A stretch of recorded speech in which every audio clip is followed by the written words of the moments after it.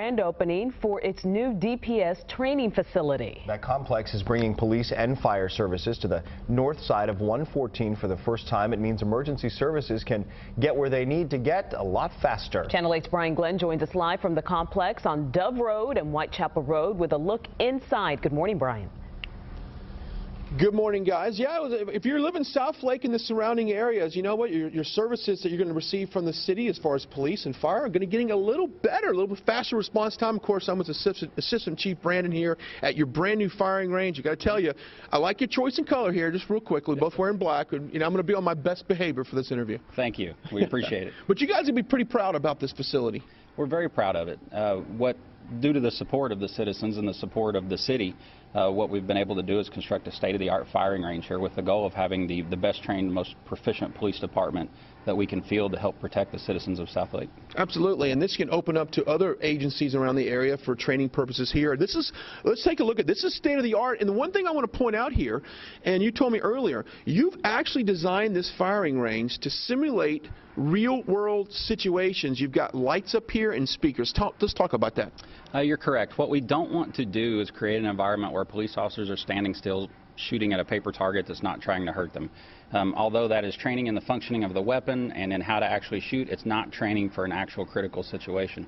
So what this range enables us to do is sort of create any situation in here that we want to put them in. We can turn the lights out and make it 3 o'clock in the morning in here. We can turn on flashing red and blue lights in the ceiling to replicate the end of a traffic stop or the end of a pursuit. We can play different sounds through the speaker to help create stressful situations. We have a nice big set of double doors on the side where we can actually pull our patrol cars in here and have them go through courses of fire that actually begin with them seated in the vehicle, which is often the way that it happens. So aside from the actual marksmanship and functioning of the weapon, which is a very important part, we're able to recreate all the other parts of the scenario so that when the officers are faced with a critical situation, their brains think, okay, I've done this before. Right, this is normal. It's okay. Okay, I tell you what, real quickly, let's move into, you've got a nice rifle facility too. I know we probably are running a little short on time, but this is just going to make every police officer in this city a little bit better trained and better prepared for real-world situations. Of course, this is a rifle range here. Let's talk about that. This is a 50-yard rifle range. What you're on is an 8-lane 25-yard range. Both of them are actually rifle compatible, so with our AR-15 patrol rifles, we can actually use them in either place. That is a bigger place where we can replicate bigger scenarios and shorter distances.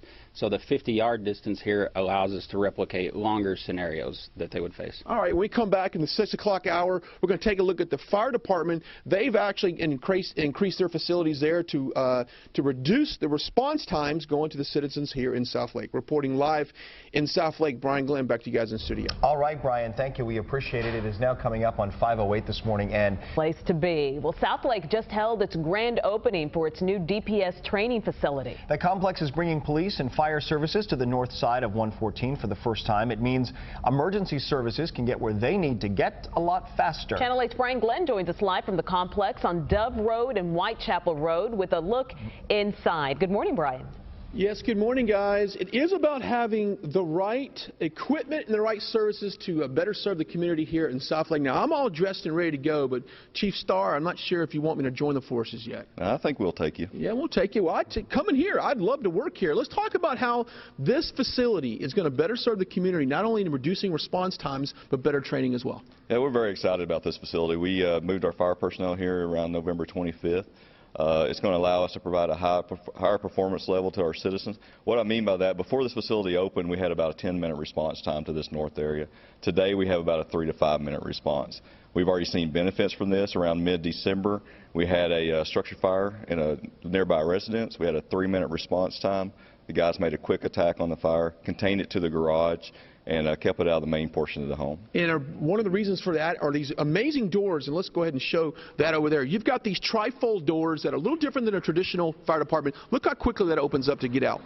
Yeah, we focus on one thing we can control is how fast our guys get out of the station. So we took every measure we can to get our units en route, responding to the emergency call. The trifold doors are an example of that. Within a couple of seconds they open, our units can leave the station and get en route to the emergency call. And if you're sitting at home going, well, how much did that cost the taxpayers here in Southlake? Well, let's let everybody know. Well, the nice thing about this facility, it was paid for by sales tax, so there was no cost to the citizens of Southlake. 100% funded by sales tax, so there was no bonds, no debt incurred for the citizens. The other side of that is we're looking at lowering the ISO rating, which in return is going to put money actually back in the citizens' pocket. Absolutely. If you saw the kitchen facilities here, I'm just going to tell you, man, the living facilities here are pretty first class as well, like what you would expect from Southlake. But anyway, great response time, better training here, all happening here in Southlake. I tell you what, I'm going to put the helmet on and get to work. Brian Glenn reporting live in Southlake. Back to you guys in the studio. He had me at putting money back into the pockets of the citizens. Yeah, you'll have everyone with that. All right, thank you, Brian. Well, Southlake is undertaking several additional new projects as well. Construction on the first phase of a long-awaited community recreation center begins in August. That will include senior activity areas, community rooms, and an outdoor amphitheater. Yeah, the second phase, which will include a fitness facility, will begin in August of next year. Additional projects include the widening of North Kimball Avenue between 114 and Dove Road. If you live in that area, you know there's all sorts of construction happening there, but we get around it. There'll be some growing pains, but it'll all be better in the end, we hope. Well, bitter cold wind chills are gripping the country this